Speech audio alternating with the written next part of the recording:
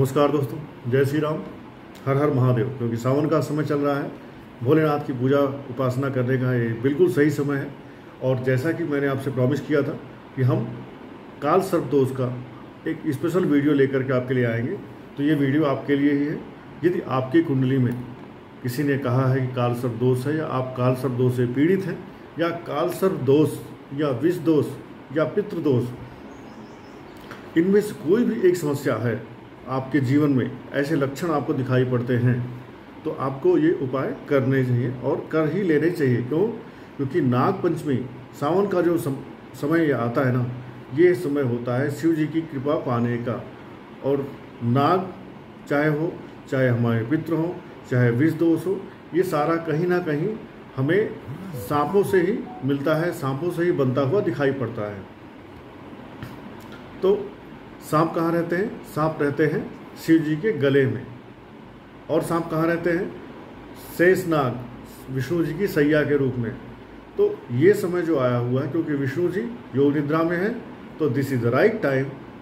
शिव जी के पास जाएं, शिव जी की सेवा करें और अपने सावन का ये जो महीना है 58 डेज का सफल बनाएं और पितृदोष, विष दोष या काल सर्प दोष से अपने आप को मुक्त करें। अब यहाँ पर थोड़ी सी कॉन्ट्राडिक्शन है, काल सर्प दोष या काल सर्प योग। क्यों? क्योंकि काल सर्प दोष भी होता है कुछ लोगों के लिए, और कुछ लोगों के लिए काल सर्प योग भी होता है। काल सर्प योग होता क्या है, पहले ये जान लेते हैं।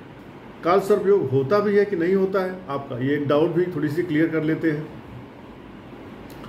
तो जितने हमारे ऋषि मुनियों ने जो क्लासिक बुक्स लिखे हैं, बृहस्पराशर, होरा शास्त्र या फल दीपिका, उन सब में आप देखेंगे तो आपको काल सर्प योग, काल सर्प दोष कभी नहीं मिलेगा, कहीं नहीं मिलेगा।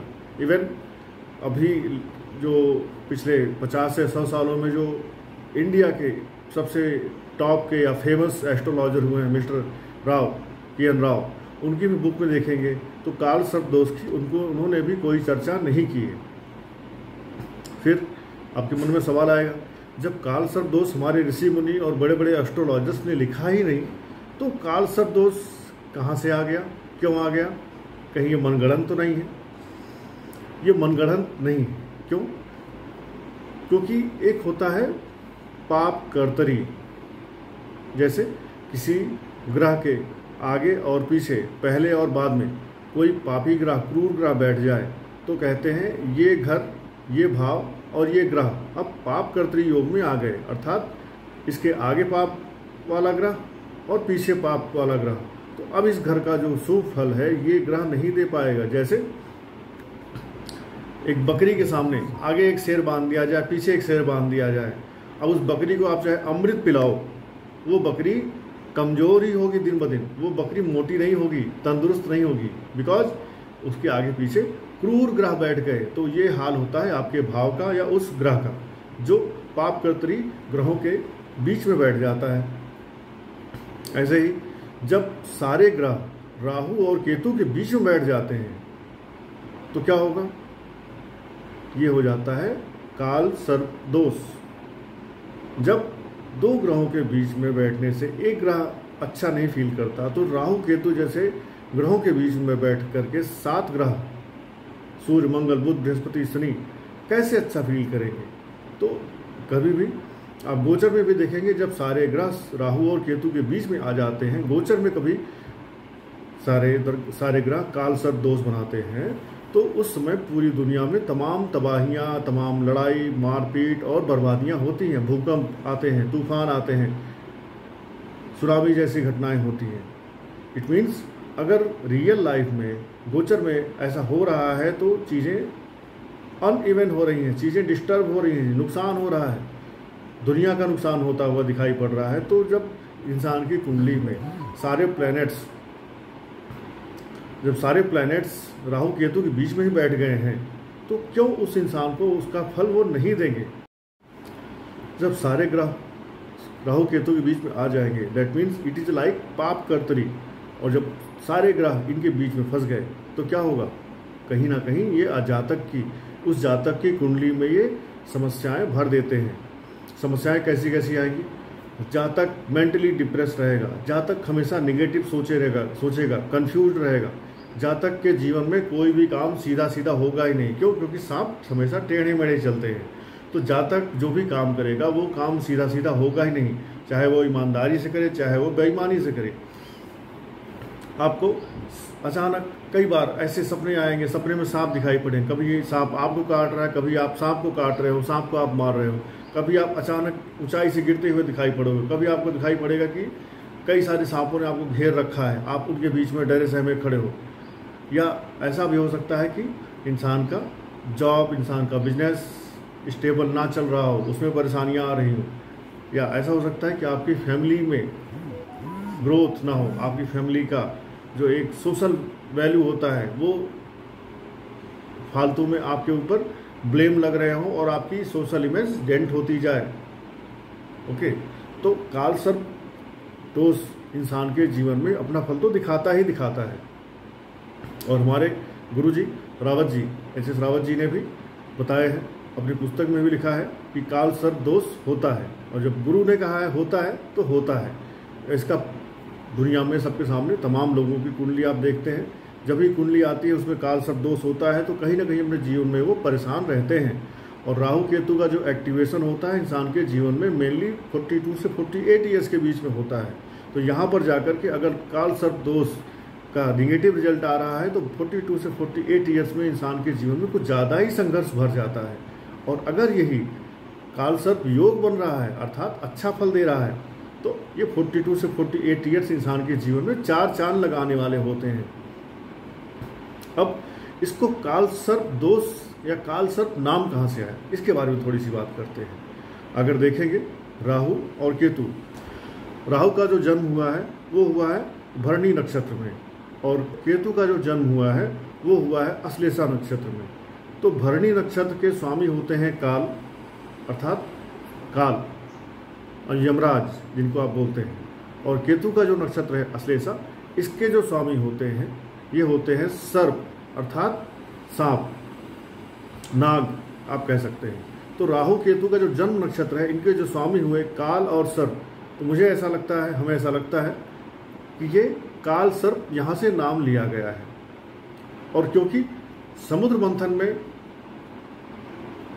जो अमृत निकला, जो विष निकला, जो बाकी शंख निकला, गजराज निकला, माता लक्ष्मी निकली, इन सब समुद्र मंथन से निकले हुए अमृत को पीने में राहु केतु अर्थात जो स्वर भानु राक्षस था उसको श्रीहरि ने अपने चक्र से काटा, उसके गर्दन के कटने से ऊपर वाला सिर बन गया राहु और गर्दन के नीचे वाला जो धड़ था वो बन गया केतु।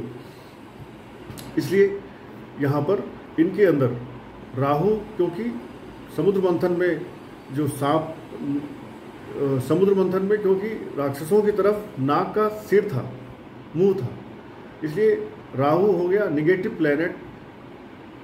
और केतु, क्योंकि केतु डिनोट करता है नाग, केतु डिनोट करता है नाग की पूंछ को जो कि देवताओं की तरफ थी, इसलिए केतु को ज्योतिष में कई बार शुभ ग्रह भी काउंट किया जाता है। अर्थात राहु मुंह वाला एरिया, अशुभ एरिया, निगेटिव एरिया, राक्षसों वाला एरिया, और केतु पूंछ वाला एरिया जो कि देवताओं की तरफ वाला एरिया था। तो केतु को इंसान शुभ काउंट करता है कई बार। अब राहु केतु आपकी कुंडली में, जैसे आपकी कुंडली में अगर आप देखेंगे तो राहु अगर तीसरे भाव में हो, छठे भाव में हो, 11वें भाव में हो तो ये अच्छा फल देता है। तो अगर किसी की कुंडली में काल सर्प दोष तीसरे भाव से, छठे भाव से या 11वें भाव से राहु को बैठा करके स्टार्ट हो रहा हो और आपकी कुंडली में लग्न और लग्नेश मजबूत हो तो ये कुंडली बन जाती है एक राजयोग की कुंडली। यहाँ पर काल सर्प दोष नहीं होगा, अब ये काल सर्प योग बन गया।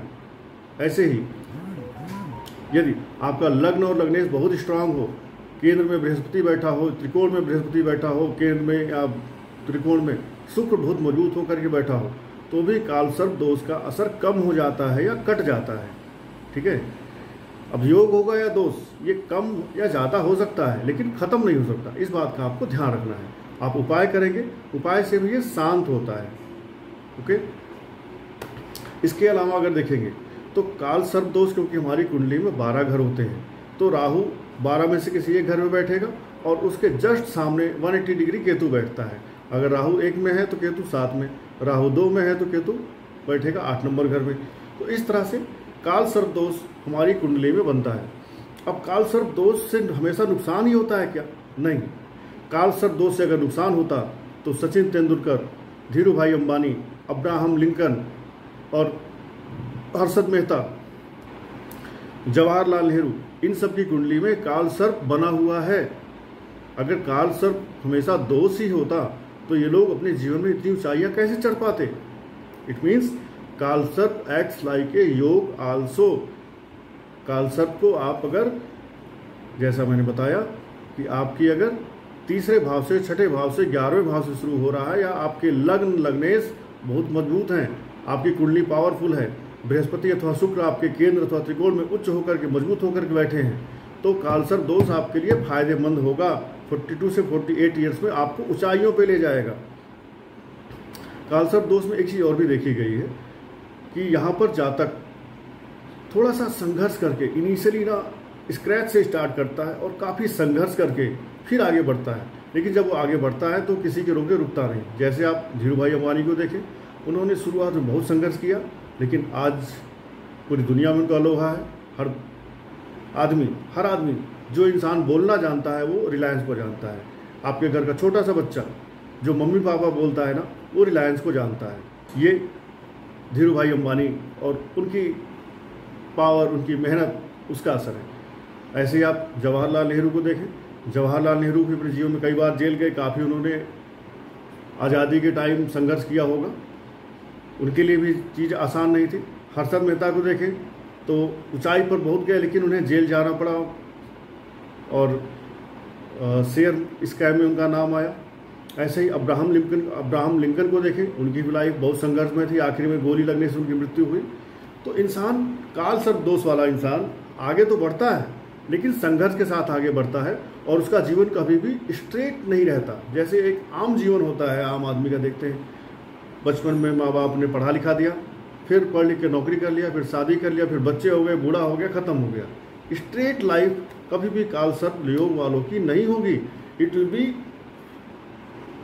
फुल ऑफ स्ट्रगल, लेकिन आपको संघर्ष के साथ ही ऊंचाई पर, बुलंदी पर भी ले जाएगी यदि आपने इसको अच्छा यूज कर लिया तो। इसमें और भी देखी गई है, क्योंकि राहु जो है शुक्र के और बुध के परम मित्र हैं, बुध के तो खास करके मित्र हैं। तो यदि आपकी राशि, अर्थात यदि आप बुध की राशि वाले हैं 3 और 6 नंबर, मिथुन और कन्या, या आप शुक्र की राशि वाले हैं वृषभ और तुला, तो आपको काल सर्प दोष का असर बहुत कम निगेटिव आता है, बल्कि इसका असर आपको पॉजिटिव ज़्यादा आता है।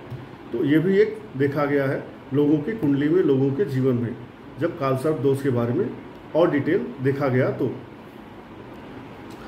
काल सर्प दोष, विष दोष या और कोई श्रापित दोष, पितृदोष, ये सब उन लोगों की कुंडली में भी ज़्यादा प्रभावित दिखाई पड़ते हैं जिनका जन्म रात में होता है, जिनका जन्म गंडांत मुहूर्तों में होता है, या जिनका जन्म अमावस्या पे होता है, क्योंकि ये निगेटिव टाइम है। इन टाइम्स में जिनका बच्चों का जन्म रात में होता है, उनके लिए ये सारे दोष कुछ ज़्यादा ही निगेटिव फल देने वाले देखे जाते हैं। अब बात कर लेते हैं कि काल सर्प दोष होते कितने प्रकार के हैं। तो काल सर्प दोष, क्योंकि हमारी कुंडली में 12 भाव होते हैं, तो काल सर्प दोष 12 तरह के होते हैं। यदि आपकी कुंडली में पहले हाउस में, फर्स्ट हाउस में राहु है, और फर्स्ट हाउस में राहु होगा तो 7वें घर में केतु आ जाएगा। अगर फर्स्ट हाउस में राहु है तो ये होगा आपकी कुंडली में अनंत नाम का काल सर्प दोष। अगर यही दूसरे और 8वें घर में, अर्थात दूसरे भाव में राहु हो और 8वें भाव में केतु हो, तो ये बन जाएगा गुलिक नाम का काल सर्प दोष। अगर आपके तीसरे घर में राहु हो और 9वें घर में केतु हो, तो ये बन जाएगा वासुकी नाम का काल सर्प दोष। यही अगर चौथे और 10वें के बीच में हो, 4th में राहु, 10th में केतु, तो ये बन जाएगा संखपाल नाम का काल सर्प दोष। यही अगर 5वें में राहु और 11th में केतु हो, तो ये बन जाएगा पद्म नाम का काल सर्प दोष। और अगर 6वें में राहु हो, 12वें में केतु हो, तो ये बन जाएगा महापद्म नाम का काल सर्प दोष। 7वें में राहु हो और फर्स्ट हाउस में केतु आ जाए, तो ये बन जाएगा तक्षक नाम का काल सर्प दोष। और अगर 8वें में राहु हो और दूसरे हाउस में केतु आ जाए, अर्थात कुंडली अब 180 डिग्री रोटेट हो रही है, तो यहाँ पर यह बन जाएगा कर्कोटक नाम का काल सर्प दोष। अगर यही 9वें से तीसरे में बन रहा हो तो शंखचूड़ नाम का काल सर्प दोष बनेगा। और अगर 10वें में राहु हो और 10वें के सामने आपका चौथे में केतु आ जाए तो ये बन जाएगा घातक नाम का काल सर्प दोष। 11th हाउस में राहु हो और 5वें घर में केतु आ जाए तो ये बन जाएगा विषधर नाम का काल सर्प दोष। और अगर 12वें घर में आपका राहु आ जाए और 6ठे घर में केतु आ जाए तो ये बन जाएगा शेष नाग नाम का काल सर्प दोष। तो ये थे 12 तरह के काल सर्प दोष, जिनके हम अलग अलग उपाय बात करेंगे कि किस घर में कैसा हो तो हम क्या उपाय करें। क्योंकि मुख्य तो समस्या तो आपको दिख ही रही है, समस्या आपने देखा ही अपने जीवन में। अब समस्याएं जो आ रही हैं उनका हम बात करेंगे मुख्य रूप से उपाय की, उपाय क्या किया जाए। तो उपाय 2 है। एक उपाय हमें अपनी पर्सनैलिटी में करना है, जो हमें फुल लाइफ करते ही रहना है। क्या उपाय करना है कि हमें अपने जीवन में, क्योंकि राहु केतु आपको भ्रम में डालते हैं, कंफ्यूज करते हैं, डिसीजन लेने की क्षमता आपकी खत्म करते हैं, तो अपने गुरु अर्थात आपका गुरुदेव बृहस्पति हो सकते हैं, गुरुदेव आपके शुक्राचार्य हो सकते हैं, इनको स्ट्रांग करें जिससे कि आपके जीवन में क्लैरिटी आए। और क्लैरिटी किससे आती है? अंधकार से उजाले की तरफ को ले जाते हैं सूर्य देवता। अपने जीवन में सूर्य को भी मजबूत करें जिससे आपका जीवन अंधकार से उजाले की तरफ जाए, कन्फ्यूजन से क्लैरिटी की तरफ जाए। सूर्य देवता को जल चढ़ाएं, अपने पिता का सम्मान करें। और सूर्य का एक बहुत अच्छा उपाय होता है, श्री राम ने जिस मंत्र का प्रयोग किया था रावण को मारने के लिए, आदित्य हृदय स्तोत्र, उस मंत्र का डेली पाठ करें और पाठ करते हुए सूर्य देवता को जल चढ़ाएं। सूर्य देवता को जल चढ़ा करके आदित्य हृदय स्तोत्र का आप उसके बाद भी पाठ कर सकते हैं। इससे आपका सूर्य प्रबल होगा और आपको राहु शनि के अंधेरे से निकाल करके उजाले की तरफ ले जाएगा। अब एक चीज़ ये तो हुआ पर्सनालिटी में आप क्या उपाय करें अपने नेचुरल लाइफ में, डे टू डे के जीवन में। पर सावन है, ठीक है, आप नाग पंचमी का जो मुख्य उपाय, मेन उपाय कर सकते हैं वो सावन में करते हैं। नाग पंचमी जो काल सर्प दोष का मुख्यतः जो उपाय किया जाता है वो सावन में किया जाता है, नाग पंचमी को किया जाता है। नाग पंचमी इस बार सावन में पड़ रही है 21 अगस्त को, अर्थात 21 अगस्त को आपको नाग पंचमी के दिन काल सर्प दोष का यदि कोई उपाय करना है तो कर ले। कोई बड़ा उपाय करना है तो नाग पंचमी के दिन करें। बाकी पूरे सावन में रेगुलर उपाय करते करते छोटे छोटे उपाय, जो लोग कोई बड़ा उपाय नहीं कर सकते हैं उनके लिए भी मैं उपाय बताने जा रहा हूँ। आप इन उपायों को इस पूरे सावन करें और काल सर्प दोष आपसे दूर होता हुआ दिखाई पड़ेगा। क्यों? क्योंकि भोलेनाथ, जिसके नाथ भोलेनाथ हो वो अनाथ कैसे हो सकता है। और जब भोलेनाथ चाह लेंगे तो क्या तक्षक, क्या वासुकी, क्या करकोटक, सभी समाप्त हो जाएंगे। तो यदि आपकी कुंडली में पहले भाव में राहु है और पहले भाव में राहु है और 7वें भाव में केतु है, अर्थात आपकी कुंडली में बन रहा है अनंत नाम का काल सर्प दोष, तो इससे क्या होगा, आपकी हेल्थ से आपको समस्या मिलेगी, आपकी पर्सनालिटी में आपको प्रॉब्लम आएगी, लोग आपके बारे में कुछ भी उल्टा सीधा समझेंगे, कुछ भी उल्टा सीधा बोलते रहेंगे, प्लस आपकी मैरिड लाइफ में प्रॉब्लम आएगी। तो अनंत नाम के काल सर्प दोष से बचने के लिए आप क्या करेंगे, सावन के 8 सोमवार आने वाले हैं, 8 सोमवार क्या करें, शिव मंदिर में जाएं और एक रुद्राक्ष की माला लेके जाएं और एक मार्केट से आप पीतल का या चांदी का श्रृंगी खरीद लें। आप उनसे बोलेंगे मुझे श्रृंगी दे दो, जहाँ पूजा पाठ का सामान मिलता है तो आपको श्रृंगी मिल जाएगा। आप श्रृंगी लें, उसमें एक हाथ से श्रृंगी लें, अपने पत्नी को या अपने पति को बोलें उस श्रृंगी में वो उस सामान को डालेंगे जिस चीज़ से आपको रुद्राभिषेक के लिए मैं बोल रहा हूँ। इस सामान को आप डालते रहेंगे और आप में से एक कोई आदमी मंत्र का जप करेगा। कौन सा मंत्र? राहु का मंत्र, केतु का मंत्र और महामृत्युंजय मंत्र। राहु का मंत्र क्या है? ओम राम राहवे नमः। केतु का मंत्र क्या है? ओम केम केतवे नमः। इसके अलावा महामृत्युंजय मंत्र है त्र्यंबकम यजामहे सुगंधिम पुष्टिवर्धनम उर्वारुकमिव बंधनात् मृत्योर्मुक्षीय मामृतात्। इस मंत्र का, इन तीनों मंत्रों की आपको 11 माला जपनी है। सारे 8 सोमवार जो पढ़ रहे हैं 11 माला जपते रहें और मंत्र पढ़ते रहें। राहु के मंत्र की 11 माला, केतु के मंत्र की 11 माला और महामृत्युंजय मंत्र की 11 माला आपको समय देना पड़ेगा।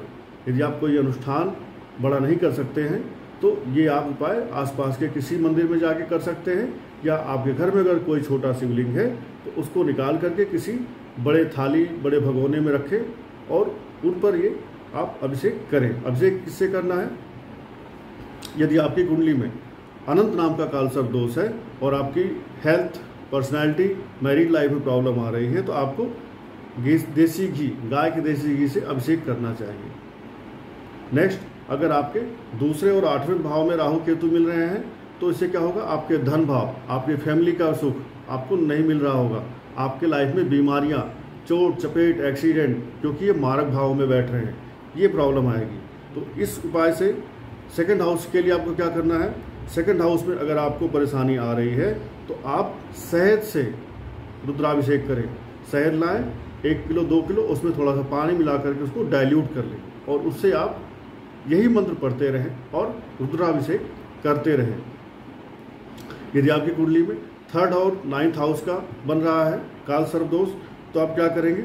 यहाँ पर आपको पितृदोष, क्योंकि 9th हाउस में प्रॉब्लम बन रही है, 3rd हाउस में प्रॉब्लम बन रही है, तो आपके छोटे भाइयों से आपको संबंधित समस्या आएगी। पितृदोष बन रहा है, आपके पिता से आपको समस्या आएगी, आपके पिता का कैरियर खराब रहेगा, आपके पिता के कैरियर में अनस्टेबिलिटी रहेगी, आपके भाग्य भाव में आपको सपोर्ट मिलता हुआ नहीं दिखाई पड़ेगा। आपको ऐसा लगेगा आपका भाग्य सपोर्ट नहीं कर रहा है। आप सभी के काम, कालसर्प दोष वालों के जितने जीवन में काम करते हैं 99% काम कंप्लीट हो जाता है, आखिर में 1% पे जाकर के फेल हो जाता है। तो स्पेशली 3rd और 9th हाउस वालों के लिए ये समस्या बनती है कि आपके दुश्मन सर उठाने लगते हैं। तो आपको क्या करना है? पितृदोष और दुश्मन दोनों की समस्या खत्म करने के लिए सरसों के तेल से आपको रुद्राभिषेक करना है। और अगर आपके 4th और 10th हाउस में बन रहा है कालसर्प दोष, अर्थात शंखपाल बन रहा है, या 8th, 10th और 4th के बीच में बन रहा है, तो आप क्या करें? आप इस समय आपको कैरियर से संबंधित समस्या आएगी, भूमि भवन वाहन से संबंधित समस्या आएगी, आपकी माता से आपको समस्या आएगी।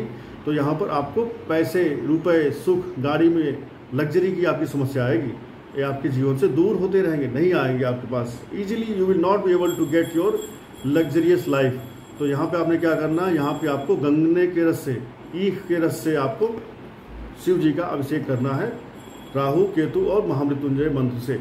नेक्स्ट, अगर देखेंगे, अगर 5वें और 11वें भाव में बन रहा है कालसर्प दोष तो आपको क्या करना है? समस्या क्या आएगी पहले ये जानें। समस्या आएगी आपको संतान से जुड़ा हुआ समस्या आएगा, प्लस आपके पितरों से जुड़ी हुई आपको पितृदोष भी यहाँ पर ये बनाते हुए दिखाई पड़ेंगे। तो आपको संतान और पितृ दोनों से शांति मिलने के लिए, संतान नहीं हो रही है, संतान आपका मिसकैरेज हो रहा है, बार बार आप कंसीव नहीं कर पा रहे हैं, तो यहाँ पर आपको इस उपाय को करना है। और जब 5वें और 11वें में बने तो इंसान को गाय के दूध से और गाय के दूध में थोड़ा सा शक्कर, गाय के दूध में शक्कर मिलाएं या शहद मिलाएं और इससे आप रुद्राभिषेक करें। अब इसी तीनों, राहु के मंत्र से, केतु के मंत्र से, अथवा इनके साथ में महामृत्युंजय मंत्र के साथ। यदि आपके जीवन में जो कालसर्प दोष बन रहा है 6ठे और 12वें घर के बीच में बन रहा है तो आपको क्या होगा? रोग, चोट, दुश्मन, ये आपके जीवन में कहीं ना कहीं आपको परेशान करते हुए दिखाई पड़ेंगे। आपको जेल जाना पड़ेगा, आपको बार बार हॉस्पिटलाइज होना पड़ सकता है। इसके लिए आप क्या करेंगे? इसके लिए फिर से आपको सरसों के तेल से रुद्राभिषेक करना है। ठीक है, तो सरसों के तेल से आप खुद अपने आप से कर सकते हैं। यदि आप अपने आप से इन उपायों को करते हैं तो आपका जो कालसर्प दोष का असर है वो आपके जीवन से नेग्लिजिबल हो जाएगा, नगण्य हो जाएगा। क्यों? क्योंकि शिव जी की कृपा के आप पात्र बनेंगे। तो थोड़ा सा समय निकालें, थोड़ा सा श्रम करें और थोड़े से पैसे खर्च करके अपने सावन को सफल बनाएं। और यही जो 6ठे 12वें का है, ऐसे ही आप इसको रोटेट करते रहें। नेक्स्ट 7 1 8 2 9 3 10 4 11 5 12 6 ऐसे ही रोटेट करते रहें। तो जब आपके जीवन में इस तरह के कालसर्प दोष बने, इन चीज़ों से अपने आप ही आप शिव जी को अभिषेक करते रहें सावन के महीने में और आपको इसका लाभ मिलता रहेगा। अब इसमें यही सारे उपाय आपकी कुंडली में, अगर शनि और चंद्रमा साथ बैठे हुए हैं, विषयोग बना रहे हैं, राहु केतु के साथ सूर्य और चंद्रमा कहीं बैठे हुए दिख रहे हैं, पितृदोष बना रहे हैं, तो भी ये उपाय आप यही अभिषेक का उपाय कर सकते हैं। राहु केतु अगर आपकी कुंडली में पंचम अथवा नवम में है तो भी कहीं न कहीं ये पितृदोष दिखाते हैं। दैट मीन्स इंसान के जीवन में पितृदोष रहा है। पितृदोष, शापित दोष कैसे होता है? पंचम नवम में जब राहु आते हैं तो कहीं ना कहीं आपने ब्रह्म हत्या की है, किसी ब्राह्मण का अपमान किया है, किसी देवता का अपमान किया है, किसी मंदिर का अपमान किया है, किसी मंदिर में देवालय में जाकर के आपने कुछ ऐसा किया है जो कि घृणित कार्य था, जो निंदनीय कार्य था, वो आपने किया है। तब आपके पंचम अथवा नवम में राहु केतु आते हैं। तो इसलिए ये भी आपके लिए एक शापित दोष है। जैसे बहुत सारे लोग पंडितों को गाली देते हैं, बहुत सारे लोग अपने गुरु को गाली देते हैं, तो ये भी एक तरह का श्रापित दोष है।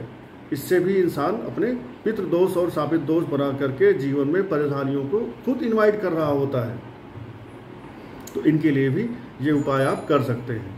अब अगर आपको लगता है कि ये जो सामान मैंने बताए या जो मंत्र मैंने बताए ये अभिषेक आप नहीं कर पा रहे हैं और एक या दो बार ही कोई चीज़ कर सकते हैं, तो इस सावन में रुद्राभिषेक कराएं। आपने किसी भी पंडित, पुरोहित, पुजारी को बुलाएं और संपूर्ण तरीके से विधिवत शिव जी का रुद्राभिषेक करवाएं। रुद्राभिषेक करवा करके नमक चमक विधि से करवाएं, जिससे आपको इस पूजन का पूर्ण फल मिले। और नाग पंचमी के दिन एक चांदी का नाग नागिन का जोड़ा बनवा करके जल बहते हुए जल में प्रवाहित करें। साथ ही नव नाग स्तोत्र आप गूगल पे डाउनलोड करना चाहेंगे तो नव नाग मंत्र मिल जाएगा। नव नाग मंत्र का सुबह शाम आपको पाठ करना है। बेहतर होगा सुबह, दोपहर, शाम। सुबह अर्थात जब रात और सुबह का दिन का मिलन होता है। दोपहर अर्थात जब सुबह और दोपहर का मिलन होता है, जब संधियाँ होती है। और शाम को जब आपकी वेला अर्थात गोधूली वेला में दिन और रात का मिलन जब होता है, इस समय यदि आप नव नाग मंत्र का जपते हैं तो आपका ये जो श्रापित दोष हो या काल सर्प दोष हो, इसका असर कम होता है। इससे आपको धीरे धीरे मुक्ति मिलने का रास्ता बनता है। ये आपको वो उपाय है जो फ्री में आप आसानी से अपने घर पे कर सकते हैं। नाग किससे डरते हैं? नाग डरते हैं मोर से। तो अपने घर के मुख्य दरवाजे पर मोर पंख लगाएं, अपने घर के हर कमरे में मोर पंख लगाएं, हर दरवाजे पर, हर एंट्री गेट पे मोर पंख से आप कुछ सजावट का डिजाइन बना सकते हैं। अच्छा भी लगेगा और आपको काल सर्प दोष से, श्रापित दोष से, श्राप और सर्प दोष से भी मुक्ति मिलेगी। इसके अलावा आप जब शिव जी का रुद्राभिषेक कर रहे हैं तो किस दिन करें? ये आप कर सकते हैं नाग पंचमी के दिन, ये आप कर सकते हैं मासिक शिवरात्रि के दिन, महाशिवरात्रि के दिन और अनंत चतुर्दशी के दिन। इन दिनों में आप ये उपाय कर सकते हैं शिव जी के अभिषेक और रुद्राभिषेक वाले। बाकी सावन के तो 8 सोमवार आप बिल्कुल कर ही सकते हैं। आपके पास समय और श्रद्धा है तो आप पूरे सावन ये उपाय करें, आपको काल सर्प दोष से मुक्ति मिल जाएगी।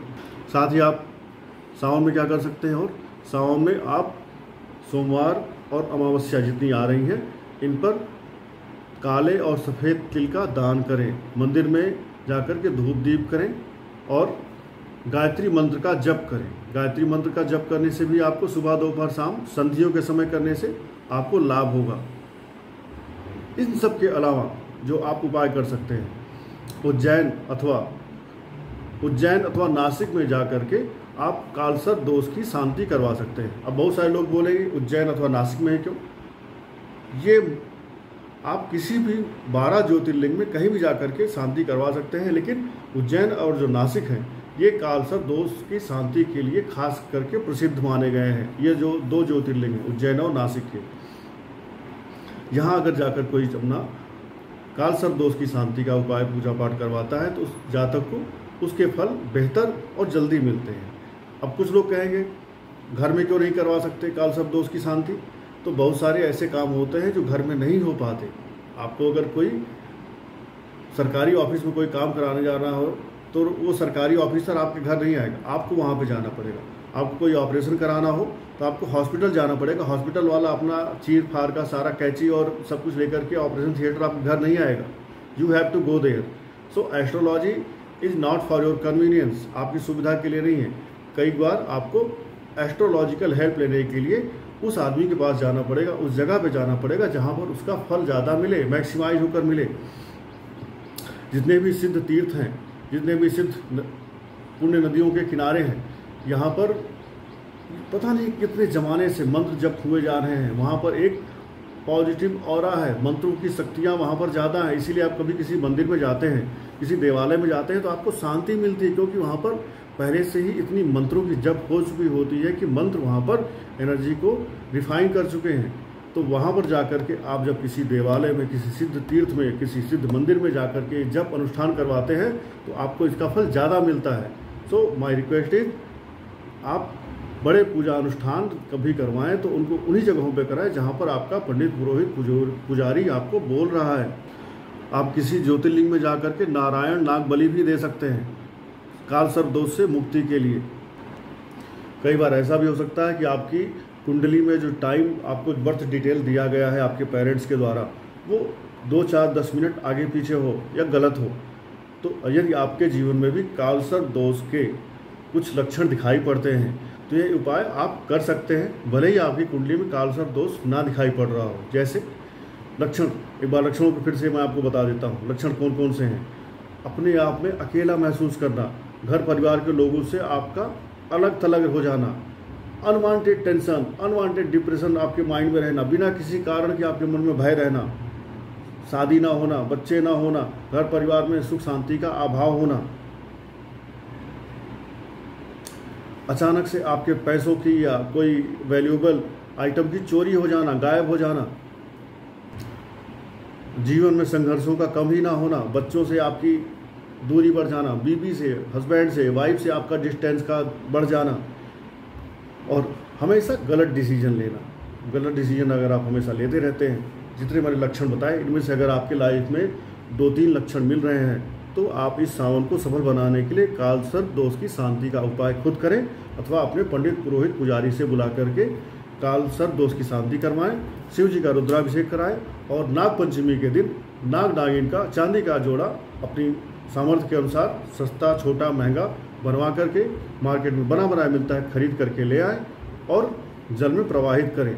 और राहु केतु के 11 मंत्रों की माला, राहु केतु के मंत्रों की 11 माला और महामृत्युंजय मंत्र की 11 माला जप करें। और जो मैंने सामान बताए इनसे खुद ही शिव जी का अभिषेक करें। यदि आप वर्किंग लाइफ में हैं, बिजी हैं, तो आप सुबह जल्दी उठें, एटलीस्ट सावन के 8 सोमवार सुबह जल्दी उठें, उठ करके शिव जी का अभिषेक करके फिर अपनी ड्यूटी, अपने वर्क प्लेस पे जाएं। आई होप काल सर्प दोष से आप सबको मुक्ति जल्दी मिलेगी। इस उपाय को करेंगे और अपने जीवन को काल सर्प दोष को हटा करके इसकी जगह पे काल सर्प योग बनाएंगे। धन्यवाद। हर हर महादेव। जय सिया राम। आपका कल्याण हो।